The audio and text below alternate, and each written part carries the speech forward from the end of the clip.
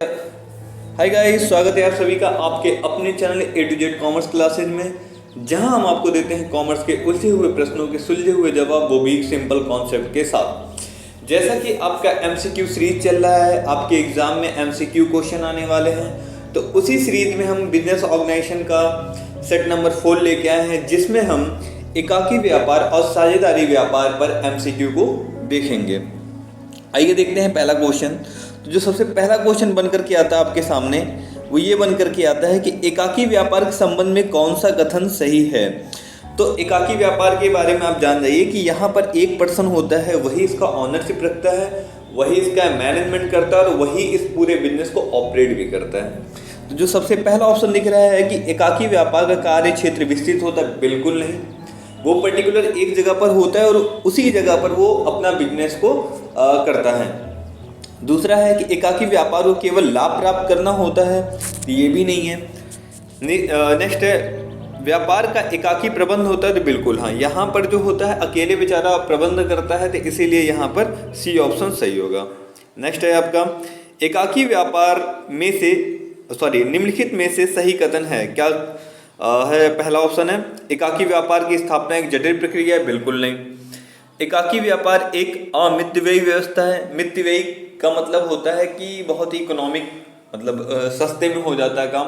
तो अमितव्ययी मतलब बहुत महंगे में हो सकता है काम, तो बिल्कुल नहीं, ऐसा नहीं है। इस व्यापार में गोपनीयता का अभाव पाया जाता है, बिल्कुल नहीं। यहाँ पर एक ही पर्सन होता है, वही करता धरता होता है, इसलिए यहाँ पे गोपनीयता बहुत ही अच्छे तरीके से होती है। नेक्स्ट है इसमें शीघ्र निर्णय लिया जा सकता है, तो बिल्कुल हाँ, क्योंकि अकेला पर्सन अपने हिसाब से डिसीजन ले सकता है, तो यहाँ पे ऑप्शन डी सही है। नेक्स्ट साझेदारी संगठन की नींव सबसे पहले कहाँ पड़ी थी। तो याद रखिएगा, साझेदारी संगठन सबसे पहले रोम में आया हुआ था। नेक्स्ट साझेदारी संगठन की आवश्यकता क्यों पड़ी। तो सबसे पहले जान जाइए, एकाकी व्यापार है, अकेला व्यक्ति है, उसके पास सीमित संसाधन है, मतलब पूंजी भी उसके पास सीमित ही होगा। और जब पूंजी की सीमितता हो जाती है, मतलब पूंजी की सीमितता को खत्म करने के लिए साझेदारी संगठन को लेके आया गया है। तो यहाँ का जो ऑप्शन है वो ऑप्शन नंबर ए सही है कि एकाकी व्यापार में पूंजी की कमी होने के कारण जो है साझेदारी संगठन का निर्माण हुआ। नेक्स्ट सामान्य साझेदार वह है, कौन होता है जो क्या करता है कि सामान्य का मतलब हो गया, जैसे साझेदार की देखिए बहुत सारी प्रकार है, तो उसमें से सामान्य का मतलब होगा जो जनरल वे में काम करता रहता है। तो उसका प्रथम मतलब वो क्या करता है कि उत्तरदायित्व तो उसकी असीमित होती है, यहाँ पे उसको बहुत ज़्यादा काम करना होता है और सारा फंक्शन वही देखते हैं। जैसे नाम मात्र का साझेदार होता है, विशेष साझेदार होता है, तो उसमें सामान्य साझेदार जो होता है वो पूरा उत्तरदायित्व तो लेकर के बैठा रहता है। नेक्स्ट प्रदर्शनकर्ता साझेदार होता है, तो संस्था के ऋणदाताओं को भुगतान करने के लिए उत्तरदायी होता है। देखिए प्रदर्शन का मतलब होता है कि जो परफॉर्मेंस कर रहा है, तो यहाँ ये परफॉर्मेंस कर रहा है। तो जब यहाँ पे ध्यान दीजिएगा कि पार्टनरशिप में कैपिटल की आवश्यकता ज़्यादा होती है, तो या तो ये पार्टनर बना के ले लिए या कभी कभी डेप्ट के रूप में भी लेते हैं। तो ये जो पार्टनर होते हैं ये बोलते हैं कि हाँ ठीक है, मैं लायबिलिटी लेता हूँ कि आपका मैं ऋण चुका दूंगा। तो यहाँ पर जो ऋणदाताओं का भुगतान करने के लिए ये उत्तरदायी होते हैं, कौन होते हैं, जो प्रदर्शन करने वाले होते हैं, जो दिखते हैं। नेक्स्ट है एकाकी व्यापार का कार्य क्षेत्र होता है, तो याद रखिए एकाकी व्यापार पर्टिकुलर एक जगह से रिलेटेड होने के नाते इसका कार्य क्षेत्र कैसा होता है, सीमित हो जाता है। नेक्स्ट है आपका एकाकी व्यापार की स्थापना सरल क्यों है, क्योंकि इस व्यवसाय की स्थापना कम पूंजी से भी की जा सकती है, ठीक है, और आसानी से भी की जा सकती है। मतलब कि अपने अकॉर्डिंग, अपनी क्षमता के अनुसार हम इसमें कैपिटल इन्वेस्ट कर सकते हैं और बिजनेस को स्टार्ट कर सकते हैं। नेक्स्ट एकाकी व्यापार का भविष्य उज्जवल होगा। कब उज्जवल होगा, जब छोटे पैमाने का व्यापार करना रहेगा, ठीक है, तब जो होता है एकाकी व्यापार का भविष्य उज्जवल होता है। और जैसे अगर बहुत बड़े, जैसे अगर हमको कंपनी खोलना है, तो कंपनी के लिए तो काम करने वाला नहीं है। नेक्स्ट एकाकी व्यवसाय सर्वोत्तम होगा जब पूंजी की आवश्यकता नहीं हो। कम मात्रा में पूंजी की आवश्यकता हो, तो बिल्कुल बी ऑप्शन सही है कि कम पूंजी की आवश्यकता जब पड़ती है तो हमें जो होता है एकाकी व्यापार सबसे सुलभ होता है। साझेदारी संगठन अवैध घोषित कब हो जाता है, तो याद रखिएगा इसमें जैसे पहला ऑप्शन है साझेदारियों की संख्या 2 हो, तो साझेदारी की परिभाषा ही यही है कि 2 या 2 से अधिक लोग मिलकर के साझेदारी संगठन को स्टेबल करते हैं। नेक्स्ट है सी वाला देख लीजिए कि व्यवसाय का उद्देश्य कानूनी हो। तो जब कानूनी कोई चीज़ है, यहाँ पे देखिए अवैध पूछा हुआ है ना, और जब कोई चीज़ लीगल ऑलरेडी मतलब लीगल है, मतलब कानून के रूप से है, तो वो तो हो ही नहीं सकता, अवैध घोषित ही नहीं कर सकते। तो यहाँ पर ये है कि विदेशी दुश्मन के साथ अगर कोई व्यवसाय करता है तो यहाँ पर इसे इलीगल माना जाएगा। जैसे कि कोई इंडियन पर्सन है और किसी पाकिस्तानी के साथ मिलकर के अगर वो बिजनेस करता है तो यहाँ पर इन दोनों के बीच में जो पार्टनरशिप बनेगा फुल्ली इलीगल कहलाएगा। नेक्स्ट है आपका निष्क्रिय साझेदार का दायित्व कैसा होता है। देखिए साझेदार का जो दायित्व होता है हमेशा असीमित होता है, तो यहाँ पर जो इनका आंसर है वो असीमित ही रहेगा। नेक्स्ट लाभ भागी साझेदार कौन होता है। तो लाभ का भागीदारी, तो जिसका काम ही यही होता है, बस भैया हम पैसा लगा देंगे और मुझे तुम लाभ दे देना, मेरा प्रॉफिट का शेयर मुझे मिल जाना चाहिए, उसके अलावा मैं कोई काम नहीं करने वाला। तो यहाँ ये क्या करता है, केवल लाभ में हिस्सा लेता है। ऑप्शन नंबर बी सही है। नेक्स्ट है आपका बैंकिंग साझेदारों में अधिकतम सदस्यों की संख्या कितनी होती है। तो यहाँ पे थोड़ा सा डाउट है, मुझे लगता है ये शायद वैसे आंसर 10 दिया हुआ है, ये 20 के आसपास में होगा, मैं अपडेट करके मैं आपको बता दूंगा बाद में। नेक्स्ट सामान्य साझेदारों में सदस्यों की अधिकतम संख्या, तो यहाँ पर जैसे ये बताया हुआ 20, इसमें भी शायद कुछ चेंजेस आए हैं, ये शायद अब जो है वो 50 के आसपास में हो गया है। नेक्स्ट भारतीय कंपनी अधिनियम सबसे पहले कब स्टेबल हुआ था। 1850 में जो है भारतीय कंपनी अधिनियम बना हुआ था, और फिर उसके बाद जो है आज़ादी के बाद 1956 आया, कंपनी एक्ट 1956। अब जो वर्तमान में जो चल रहा है वो 2013 चल रहा है। नेक्स्ट है वर्तमान में कौन सी कंपनी अधिनियम लागू है। तो मैंने अभी जस्ट बताया। देखिए आंसर एक बार आप लोग देख लीजिएगा, अगर आंसर 2013 दिया रहेगा तो 2013 को टिक करिएगा, अदरवाइज अगर आंसर 2013 नहीं दिया हुआ है, 1956 अगर दिया हुआ तो इस पर टिक कर लीजिएगा।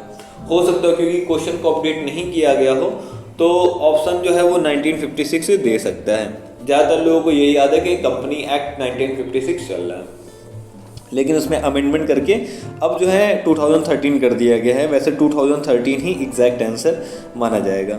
नेक्स्ट कंपनी है, तो कंपनी याद रखिएगा एक कृत्रिम व्यक्ति है। देखिए कंपनी की जो परिभाषा है कि कंपनी विधान द्वारा निर्मित एक कृत्रिम व्यक्ति होता है, याद रखिएगा। इसकी परिभाषा नहीं बताया गया कि कंपनी विधान का मतलब हो गया कि कोई ना कोई एक्ट के अकॉर्डिंग, किसी एक्ट के अकॉर्डिंग ये बनाया गया है, और इस कंपनी, जैसे माना कि कोई कंपनी है, इस कंपनी के ऊपर हम केस भी कर सकते हैं, और ये कंपनी किसी दूसरे व्यक्ति पर भी ये केस कर सकती है। जैसे कि अगर आप ध्यान दीजिएगा, रिलायंस कंपनी है, तो रिलायंस कंपनी के ऊपर आप क्या कर सकते हैं, केस कर सकते हैं, है ना। तो यहाँ पर जो है कृत्रिम व्यक्ति है, जो कि मुकेश अंबानी के ऊपर आप केस नहीं करेंगे, आप जब भी करेंगे वो रिलायंस कंपनी के ऊपर ही केस करने वाले हैं, अगर कोई वाद होता है तो। एक एग्जाम्पल मैंने लिया है। नेक्स्ट सामान्य अंशधारी का दायित्व कैसा होता है। देखिए अंशधारियों का जो दायित्व होता है वो हमेशा सीमित होता है, जितने का वो शेयर खरीदे रहेंगे उतने शेयर तक उनका जो दायित्व रहेगा वो सीमित रहेगा। नेक्स्ट कंपनियों तथा इसके स्वामी का अस्तित्व होता है, तो जो कंपनी है और इसके स्वामियों का अस्तित्व जो होता है वो अलग अलग होता है। मैंने एक चीज़ मैंने बताया था अभी जस्ट, मैंने एग्जांपल लिया ना कि जैसे यहाँ पे एक रिलायंस कंपनी है और इधर अंबानी जी हैं, है ना। तो यहाँ पर इन दोनों का जो अस्तित्व है वो अलग अलग है। जो भी अगर आपको कोई प्रॉब्लम होगा वो रिलायंस, जैसे रिलायंस जियो से अगर प्रॉब्लम है तो आप जब भी कोई शिकायत करेंगे, ग्रीवेंस रखेंगे तो वो जियो के सामने जाकर रखेंगे, ना कि अंबानी जी के पास। ये तो बस इसको क्या कर रहे हैं, ऑपरेट कर रहे हैं, चलाने का काम कर रहे हैं। तो ये याद रखिएगा, कंपनी और इसके स्वामी का जो दायित्व होता है हमेशा पृथक पृथक होता है, या अस्तित्व जो होता है वो पृथक पृथक होता है। नेक्स्ट सार्वजनिक कंपनी अंशधारियों अपने अंशों का हस्तांतरण के लिए बुलाती है। ये याद रखिएगा, सार्वजनिक कंपनी वह कंपनी होती है जो अपने अंशों को हस्तांतरण करने के लिए जनता को आमंत्रित करती है। और प्राइवेट कंपनी क्या होती है, प्राइवेट कंपनी वह कंपनी होती है जो जनता को अंश नहीं लागू, मतलब नहीं हस्तांतरण करती है, मतलब मना कर देती है कि हम जो है पब्लिक में अपना जो है शेयर इशू नहीं करेंगे। ये प्राइवेट कंपनी करती है।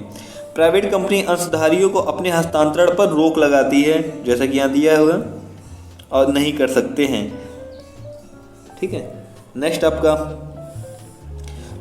कंपनी का अस्तित्व होता है। तो कंपनी का अस्तित्व कैसा होता है, तो याद रखिएगा कंपनी जब भी बनाई जाती है वो स्थायी प्रकृति की बनाई जाती है।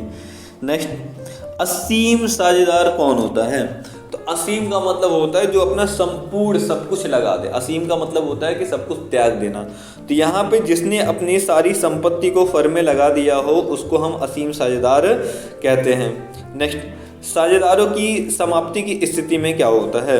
तो यहाँ पर जो होता है साझेदारों का लाभालाभ अनुपात में बदल दिया जाता है। मतलब जो समाप्ति होता है साझेदारी संस्था का, जो भी लाभ होता है उस लाभ के अनुपात में उन लोगों को बांट दिया जाता है। नेक्स्ट, फर्म की समाप्ति की स्थिति में क्या होता है? तो फर्म का जो व्यवसाय होता है वो बंद हो जाता है, ये याद रखिएगा आप लोग। नेक्स्ट, सामान्यतः साझेदारों द्वारा दिए गए, ध्यान दीजिएगा, दी गए ऋण पर ब्याज की दर होती है, तो याद रखिएगा सीधे से 6% होता है। नेक्स्ट, एक नाबालिग साझेदार को कोर्ट द्वारा गार्डियन नियुक्त होने पर नाबालिग बने रहने की अधिकतम आयु 21 वर्ष होती है, ये याद रखिएगा यहाँ पर। नेक्स्ट, अंग्रेजी नियमानुसार एक नाबालिग की अधिकतम आयु यहाँ पर भी 21 वर्ष है। और नेक्स्ट, भारत में एक सामान्य नाबालिग की अधिकतम आयु, भारत में सामान्य की बात कर रहा है, साझेदारी संस्था के अकॉर्डिंग नहीं पूछ रहा है, तो ऐसे कंडीशन में 18 वर्ष हो जाएगा। नेक्स्ट, साझेदार का फर्म के दायित्व के संबंध में दायित्व होता है। साझेदार मतलब साझेदार के साथ मिलकर काम करने वाला, तो इनका सीमित और असीमित दोनों हो सकता है। विशेष साझेदारी फर्म के प्रबंध में, विशेष साझेदार जो होता है फर्म के प्रबंध में क्या कर सकता है? भाग ले सकता है कि भाग नहीं ले सकता है? बिल्कुल नहीं ले सकता है ये विशेष साझेदार। नेक्स्ट, आई होप ये सीरीज जो है आपका समाप्त हो चुका है। अगर वीडियो से आपको वैल्यू मिली हो तो अपने दोस्तों में शेयर करना ना भूलें। Thank you. जय हिंद क्लास।